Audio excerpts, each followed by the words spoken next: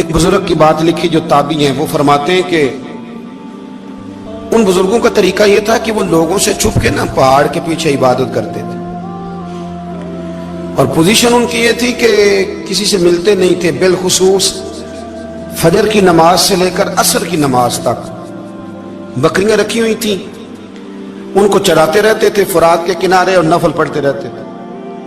اس وقت کو ملنے بھی نہیں آتا تھا۔ ایک شخص بڑی دور سے ان کی شہرت سن کے آیا، میں نے تو ملنا ہے۔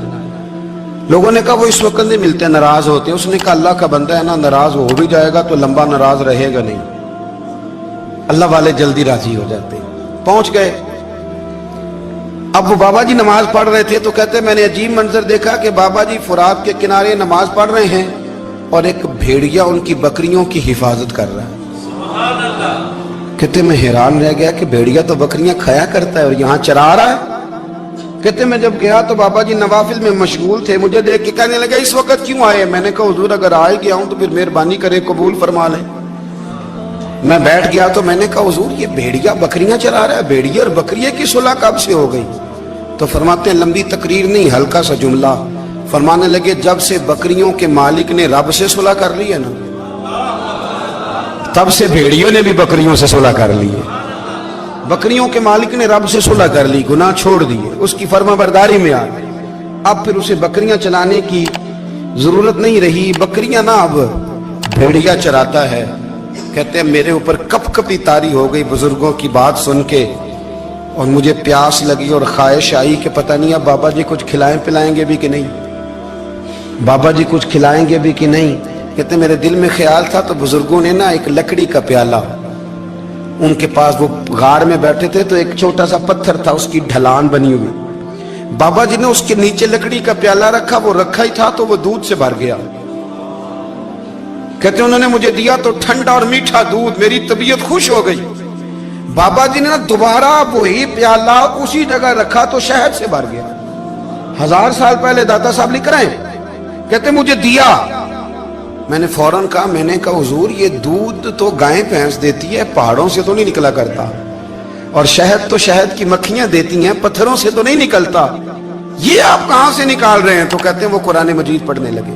وَإِذِ اسْتَسْقَى مُوسَىٰ لِقَوْمِهِ، جب موسیٰ کی قوم نے ان سے پانی مانگا، فرمانے لگے موسیٰ کی نافرمان قوم پانی مانگے، حضرت موسیٰ پتھر پہ ڈنڈا مارے تو اللہ وہاں سے 12 چشمے جاری کر دے۔ جو رب حضرت موسیٰ کی نافرمان قوم کے لیے پتھر اور پہاڑوں سے چشمے نکال دیتا ہے نا، وہ محمد عربی کے غلاموں کے لیے پتھر اور پہاڑوں سے دودھ اور شہد بھی نکال دیا کرتا ہے۔ وہ بزرگ کہنے لگے بس بات یہ ہے کہ آج بھی ہو اگر ابراہیم کا ایمان پیدا تو آگ کر سکتی ہے انداز گلستاں پیدا۔ کہنے لگا حضور پھر میرے لیے بھی دعا کریں۔ آپ فرمانے لگے پھر دعا نہ کرا تو مدینے والے کی غلامی شروع کر، تو نبی کریم کی غلامی شروع کر، تو رسول پاک کی غلامی شروع کر۔ ایک بات علم، پھر فرمایا اللہ رسول سے محبت، پھر فرمایا حضور کی غلامی۔ اس سے سارے مکاشفات کھلیں گے، اس سے سارے مشاہدات کھلیں گے، اسی سے کرامتیں ملیں گی، اسی سے مقبولیت ہوگی، اسی سے اللہ نبی کی بارگاہ میں درجہ ملے گا۔ پھر داتا صاحب آگے بڑھتے اور داتا صاحب فرماتے صوفیاء کی ایک جماعت ہے جو کہتی ہے ہم نے تو کبھی اپنی زبان پر دکھ بیان ہی نہیں کیے، ہر شے اپنے رب رسول کے حوالے کر دی، ہر شے اللہ رسول کے۔ اور داتا صاحب کہتے ہیں کچھ ایسے بھی ہیں جو دعا بھی نہیں مانگتے، لوگوں کے لیے مانگتے ہیں، اپنے لیے نہیں مانگتے۔ آپ دعا کیوں نہیں مانگتے؟ تو کہتے ہیں اللہ کو تو پتہ ہی ہے ہمیں کیا چاہیے، اسے تو پتہ ہی ہے۔ ایک بزرگ کی بات لکھی ہے داتا صاحب نے، میری جماعت میں نا مزاج ہے کرامتوں کا، مجھے وہ ساری باتیں بھی آتی ہیں کہ ایک بندہ کراچی سے آیا، داتا صاحب حاضری دی تو اس کی لاٹری نکل آئی، یہ بھی مجھے آتی ہے، لکھی پڑھی ہے میں نے، کتابوں میں ہے یہ بھی۔ ایک بندہ، یہ ساری باتیں نا آتی ہیں کرامتوں میں، بڑی ساری چیزیں لوگ بیان کرتے ہیں کہ میں وہاں آیا اور میں نے حاضری دی تو موج لگ گئی، یہ ساری باتیں آتی ہیں۔ ہمارے پرانے بزرگ اور بھی قصے سنایا کرتے تھے، ساری ہمیں چیزوں کا پتہ، پر جو عنوان ہے نا وہ حضرت شیخ ابو نور کہتے ہیں کہ ایک بندہ داتا صاحب کے مزار پہ گھوم رہا تھا، داتا 10 روپے دے، 10 روپے دے، 10 روپے دے، تو ایک بندہ بڑی دیر سے اسے دیکھ رہا تھا، وہ کہنے لگا داتا نے تجھے کیا دینا ہے، ادھر آ میں دوں۔ اس نے 10 دیے، بندہ بڑا حسین تھا، ہنس پڑا، कहने लगा दाता तेरे भी सदके जाऊं। दिन आने लगा तो मुनकर से ही दिलवा दिए, जो नहीं मानता उसी से दिलवा दिए। वो बड़ा परेशान हुआ, मैं और चक्कर में था इसलिए मेरे ऊपर ही जड़ दी है बात। कहने लगा दाता तेरे सदके जाऊं। तो ये सारी बातें किताबों में मौजूद है, लोगों ने अपने अपने मुशाहिदात जो जिसके साथ पेश आया उसने बयान किए हैं। बहुत सारी बातें काबिले बयान हैं, पर जो उन्वान है मैं उस पर रहना चाहता हूँ। दाता साहब रहमतुल्लाह अलैह फरमाते हैं हमारी तालीमात हैं कि अपने दुख दर्द दुनियादारों से बयान नहीं करने, सवाल का दरवाजा लोगों के सामने खोलना। अल्लाह वालों से कहेंगे कभी कहना होगा तो दुनियादारों से कहना। कहते हैं शेख अहमद नाम के बुजुर्ग थे, सारी जिंदगी किसी को काम नहीं बताया, सारी जिंदगी बड़ी मुश्किलात आई, पर कभी अपनी जात पर सवाल का दरवाजा नहीं खोला। एक ऐसी मुश्किल आई कि जो हल ही नहीं होती थी। किसी ने उन पर कोई इल्जाम लगा दिया। अबू मुस्लिम नाम का एक बादशाह था, उसकी हुकूमत थी, उसने पकड़ के कैद में डाल दिया। अब कैद में है, जुर्म लग गया है, फर्दे जुर्म आयद हो गई है, जेल में है। लोग कहने लगे हजरत जी अपनी सफाई में कुछ कहें, और मानने लगे सारी जिंदगी बंदों से कुछ नहीं कहा। अल्लाह रसूल को पता है मैं बेगुनाह हूं, मुझे कहने की जरूरत नहीं। दाता गानी बख्श अली हजवेरी ने लिखा है, दाता साहब कहते हैं तू यकीन कामिल तो पैदा कर, तू ईमान तो पुख्ता कर। दाता साहब कहते हैं वो अबू मुस्लिम जो बादशाह था वो नेक आदमी था, उसे रात को ख्वाब में नबी करीम की ज़ियारत नसीब हुई, और हुजूर सैयद आलम सल्लल्लाहु अलैहि वसल्लम फरमाने लगे तूने अल्लाह का एक नेक बंदा जेल में डाल दिया, डर नहीं आता, वो तो बेगुनाह है। बादशाह आधी रात को खुद उठा। दादा साहब फरमाते हैं किसी गार्ड को नहीं भेजा, पुलिस वाले को नहीं भेजा, जेलर से नहीं, खुद गया, जाके जेल का दरवाजा खोला, दरवाजा खोल के उस दरवेश को आजाद किया। कहने लगा बाबा जाओ, मुझे पता चल गया बेगुनाह है। बाबा जी सलाम करके जाने लगे तो बादशाह फिर आगे आया, हाथ बांधे, हाथ चूमे, कहने लगा हुजूर आप बड़े नेक हैं, मेरे लिए कोई हुक्म हो तो बताइएगा, मेरे लायक को खिदमत हो तो बताइएगा। तो शेख अहमद फरमाने लगे तुझे अभी भी समझ नहीं आई, तुझे अभी भी नहीं समझ आई। कहने लगा हुजूर क्या? फरमाने लगे जो तहज्जुद के वक्त तुझे उठा के मुझे रिहा करने भेज सकते हैं वो मेरी कोई जरूरत बाकी रहने देंगे? मुझे कोई जरूरत पड़ेगी किसी और को कहने की? जो तहज्जुद के वक्त तुझे उठा के भेजते हैं कि जा खोल जाके दरवाजा, वो जरूरत रखेंगे मेरी? जरूरत मुझे रहेगी कि मैं तुझे और कोई काम, अभी भी तुझे समझ नहीं आई? तो दाता अली अजमेरी रहमतुल्लाह अलैह फरमाते हैं असल में हमारी तबीयत है, हमने बंदों से दिल लगा लिया है। दिल अल्लाह रसूल से लगाओ, किसी बंदे से लगाना तो उससे लगाओ जो अल्लाह वाला हो।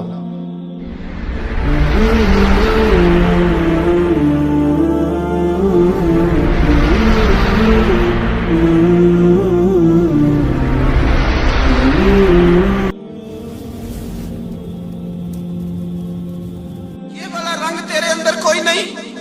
अबू सुफियान आए उन दिनों जिन दिनों हालात बड़े कठिन थे, इख्तलाफ शिद्दत का था। अबू सुफियान आए हुजूर की बारगाह में। आए किस लिए? मक्के में कहत पड़ गया है, बारिश नहीं होती। उधर उस समामा बिन असाल यमामा कबीले के सरबराह कलमा पढ़ के मुसलमान हो गए। सारी गंदम उस कबीले से आती थी। समामा कहने लगा तुम मेरे मुस्तफा को नहीं मानते, कोई गंदम नहीं, भाग जाओ। एक बारिश कोई नहीं, दूसरी गंदम कोई नहीं। अबू सुफियान तड़प के दरे रसूल पे हाजिर हुए। अभी थोड़े दिन गुजरे हैं, ओहद में हुजूर के दांत शहीद किए। अभी थोड़े दिन गुजरे हुजूर को सताया है। अभी थोड़े दिन गुजरे हजरत अमीर हमजा का कलेजा निकाल के चबाया है। अभी थोड़े दिन गुजरे हजरत अनस बिन नजर की गर्दन काटी। अभी थोड़े दिन गुजरे अब्दुल्ला बिन जहाज के टुकड़े किए। अभी थोड़े दिन गुजरे हुजूर को सताया है, तड़पाया है। पर हजरत अली शेर खुदा फरमाते मैं मानने वाला उस रसूल का हूं इसके दांत शहीद हो गए। ओहद के अंदर सारी दाढ़ी लहू से भर गई। फरमाते मैं रो पड़ा और मैंने कहा महबूबा आप नहीं मुझसे बर्दाश्त होता, दुआ करें अल्लाह इन पे अज़ाब नाज़िल करे। उठाए हाथ, आप दुआ करेंगे तो अल्लाह तबारक व तआला दो पहाड़ियों में पीस डालेगा। हजरत अली कहते हैं मैंने अर्ज की तो हुजूर ने हाथ उठाए और दुआ क्या दी, अल्लाहुम्मा हदी कौमी फइन्नहुम ला यअलमून। ऐ अल्लाह मेरी कौम को हिदायत दे दे, ये जानते नहीं ये क्या कर रहे हैं। अल्लाह इन्हें हिदायत दे। ये इखलाक हसना का मेयार थोड़े दिन पहले हुजूर के साथ ये रवैया। अबू सुफियान अब बेहाल हो गए, बच्चे भूख से मरने लगे, जानवर प्यास से मरने लगे। अबू सुफियान छुपता छुपाता कहने लगा चारा कोई नहीं, मुस्तफा के पास जाना ही पड़ेगा। अबू सुफियान मदीने पहुंच गए। जब पहुंचे ना तो अबू सुफियान की अपनी साहिबजादी हजरत उम्मे हबीबा उम्मुल मोमिनीन थी, रसूलुल्लाह की ज़ौजा थी। अबू सुफियान जब आए तो हजरत उम्मे हबीबा के पास सीधे उनके घर गए बेटी से मिलने। हुजूर का बिस्तर बिछा हुआ था, हजरत उम्मे हबीबा हुजूर की ज़ौजा उम्मुल मोमिनीन बिस्तर बिछाए। अबू सुफियान बैठने लगे, जनाब उम्मे हबीबा कहने लगी अब्बा जी ठहर जाएं। वो ठहरे तो बिस्तर समेट दिया। कहने लगे बेटी शायद तेरे घर में कोई कीमती बिस्तर नहीं, गुर्बत छुपाने के लिए बिस्तर समेट रही हो। जनाब उम्मे हबीबा कहने लगी अब्बा तू मुसलमान नहीं ना हुआ, अभी तेरी सोच काफिरों जैसी है, तू यहाँ आके खड़ा हो ना जहाँ मैं खड़ी हूँ, फिर तुझे रसूलुल्लाह की मोहब्बत के रंग का पता चले। तू अभी खड़ा वहां है जहां तुझे कुफर ही कुफर सुनाई और सुझाई देता है। बिस्तर इसलिए नहीं समेटा कि माज़अल्लाह कम कीमत था, मैंने इसलिए समेटा है कि तू नजस है, नापाक है, अभी कलमा नहीं पढ़ता। और ये उस रसूल का बिस्तर है कि जो बिस्तर में मौजूद होते हैं तो जिब्रील अमीन कुरान लेके तशरीफ ले आते हैं। तेरा वजूद इस काबिल नहीं कि यहाँ बिठाया जाए। नबी पाक सल्लल्लाहु अलैहि वसल्लम की बारगाह तक अबू सुफियान आए। अबू सुफियान कहते मुझे उम्मीद नहीं थी, अभी सोच नहीं ना बदली थी, कहते मुझे उम्मीद नहीं थी, मेरा ख्याल था वो शिकवे करेंगे, शिकायतें करेंगे, वो कहेंगे तुमने भी तो बड़ा कुछ किया है ना। अबू सुफियान कहते हैं मैं कुर्बान जाऊं, मैंने ये रंग देखा तो मदीने की फिजा वैसे ही बड़ी ठंडी थी, लेकिन मुस्तफ़ा करीम के साथ जब मैंने बात की तो मेरे वजूद पर गिरिया तारी हो गई, मेरे ऊपर कैफियत तारी हो गई, मैं तड़पने लगा। कहते मैंने कहा महबूबा मैं आया हूं, आपका कलमा पढ़ते ही समामा ने गंदम बंद कर दी है, बारिशें रुक गई हैं, मक्के के लोग भूख और प्यास से मरने लगे हैं, महबूबा बेटियां रोती हैं, या रसूल अल्लाह माएँ उनकी छातियों में दूध खुश्क हो गया है, बच्चे बिलकते हैं। अबू सुफियान कहते हैं मैं दुश्मन था, सारे मक्के के लोग दुश्मनी करते थे, लेकिन जब मैंने ये लफ्ज कहे ना अचानक मेरी नजर उठी तो मुस्तफा करीम की तो आंखें आंसू बरसा रही। कहते मेरी बात भी मुकम्मल ना हुई, हुजूर ने पहले रुक्का मंगवाया समामा के नाम, फरमाया पहले तू इन्हें गल्ला अपनी मर्जी से देता था, अब तेरे नबी का हुक्म है कि पहले से बढ़कर तूने गल्ला देना है। और फिर मेरे मुस्तफा ने हाथ उठाए। ओ भाई मुश्किल होता है, मुश्किल होता है, सगे भाई के लिए लोग दुआ नहीं करते, कहते मेरा शरीका है, सास बहू के लिए बहू सास के लिए दुआ नहीं मांगती, कहते इख्तलाफ है, लोग लोगों की जिंदगी नहीं मांगते, बीमारी में शिफा नहीं मांगते। अबू सुफियान कहते हैं आमना के लाल तेरे कुर्बान जाऊं। हुजूर ने हाथ उठाए और कहा है अल्लाह मक्के की संगलाख पहाड़ियों पे बारिश बरसा, ऐ अल्लाह खेतियां हरी कर दे, ऐ अल्लाह माओं की छातियों में दूध भर दे, अल्लाह औरतों को ताजगी दे दे, बच्चों को रानाई दे दे, फलों फूलों को ताजगी दे दे। अबू सुफियान कहते पहले हुजूर रो रहे थे और जब नबी पाक की दुआ देखी तो मैंने रोना शुरू कर दिया, मैंने रोना शुरू कर दिया। कहते वापस आया तो वो एहसास कि यार ये मैं किस शख्स से मिल के आया हूँ, ये किस किस्म के आदमी से मिल के आया हूँ, ये कैसा रंग है, ये किस किस्म का अंदाज है कि जिसको मैं पत्थर मारता रहा वो मेरे लिए दुआएं लेके बैठा हुआ है, जिसको सारी जिंदगी सताया है वो मेरे बच्चे के लिए रोता है, मेरी बेटी के लिए उसकी आंख में आंसू है, वो हमारे लिए तड़प रहे हैं। मेरे भाइयों, अबू सुफियान कहते हैं फिर दूसरा जलवा मैंने तब देखा जब हुजूर मक्के आए, और मैं तो आखिर तक लड़ने आया था ना, हुदैबिया तक। कहते हैं जब रसूल पाक मक्के आए और हुजूर ने ऐलान माफी किया तो बनता तो ये था कि मुझे सजा मिलती, लेकिन मेरे मुस्तफ़ा करीम ने फरमाया जो अबू सुफियान के घर में चला जाएगा मैं उसे माफ कर दूंगा। कहते हैं मैंने कहा ये मेरे लिए किस किस्म की सजा तजवीज की है कि मैं उम्र भर दुश्मनी करता रहा और यहाँ रंग अजीब है। हुजूर ने मेरे लिए ही एजाज लिख दिया, फरमाया जो अबू सुफियान की हवेली में दाखिल हो गया मैंने माफ किया। अबू सुफियान कहते हैं पता नहीं कितने पर्दे थे जो उठ गए, पता नहीं कितनी मंजिलें थी जो तय हो गई, पता नहीं कितने जलवे थे जिनका नजारा हो गया, और मैंने गौर से चेहरा देखा तो मेरी आंखों से पट्टी उतर गई। اور مجھے عبداللہ کے یتیم بیٹے کے پیچھے محمد رسول اللہ کے جلوے نظر آنے شروع ہو گئے۔ اخلاقی قدریں جب موجود رہتی، یہاں تو لوگ مرے ہوئے شخص کو مارتے ہیں، یہاں تو سڑک پر کتنی گراوٹ ہے اور کتنا گر گیا ہے اخلاق ان لوگوں کا، ایکسیڈنٹ ہو گیا ہے، ٹرین کی پٹری سے اتر گئی ہے، چیخو پکار ہے، آہیں ہیں، تڑپنا ہے، رونا ہے، سسکیاں ہے، ماں کا بازو کٹا ہے پر وہ چیختی ہے ذرا میرے بیٹے کا پتہ کرو، باپ کی آنکھوں میں ریت پڑ گئی ہے پر وہ تڑپتا ہو میرا بیٹا تھا، چیخو پکار ہو رہی ہے۔ پر ظلم ہے اس قوم کا کہ جو بچانے والے آئے ہیں وہ پہلے آتے ہی ان کی جیبیں ٹٹول رہے ہیں، ان کے بٹوے دیکھ رہے ہیں، گری ہوئی عورتوں کے، یہ آپ اٹھا کر دیکھیے اخبارات، عورتوں کے گری ہوئی عورتوں کے کانوں سے بالیاں نوچی گئی اور ان کے کان تک کٹ گئے۔ یہ اس قوم کا حال ہے۔ اقبال کہتے ہیں جنہیں آتا نہیں دنیا میں کوئی فن تم ہو اور بیچ کھاتے ہیں جو بزرگوں کا کفن تم ہو۔ تم وہ لوگ ہو جو کفنوں پہ سودے کرتے ہو، جو قبروں پہ سودے کرتے ہو۔ یہ لوگ تجارتیں کرتے ہیں، اخلاقی پستی کا یہ عالم کہ لوگ قبروں پہ سجدے کرتے ہیں، بیٹے بیچ کے دہیز خریدتے ہیں۔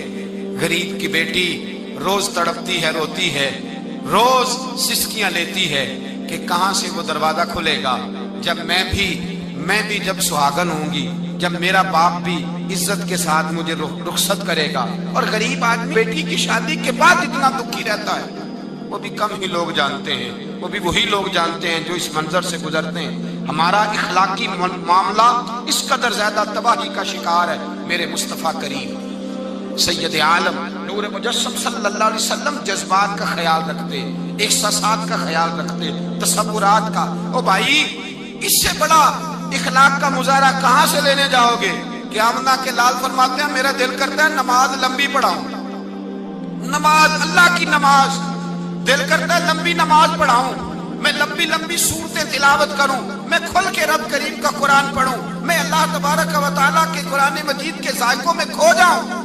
لیکن حضور فرماتے ہیں نماز میں کسی بچے کے رونے کی آواز آتی ہے، کسی بوڑھے کی ہائے کی آواز آتی ہے، کسی بیمار آدمی کی ہائے کی آواز آتی ہے۔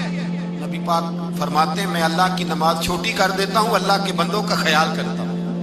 میں رب کی نماز چھوٹی کر دیتا ہوں، رب کریم کے بندوں کا خیال کرتا ہوں۔ خدا کے بندے تو ہیں ہزاروں، بنوں میں پھرتے ہیں مارے مارے، میں اس کا بندہ بنوں گا جس کو خدا کے بندوں سے۔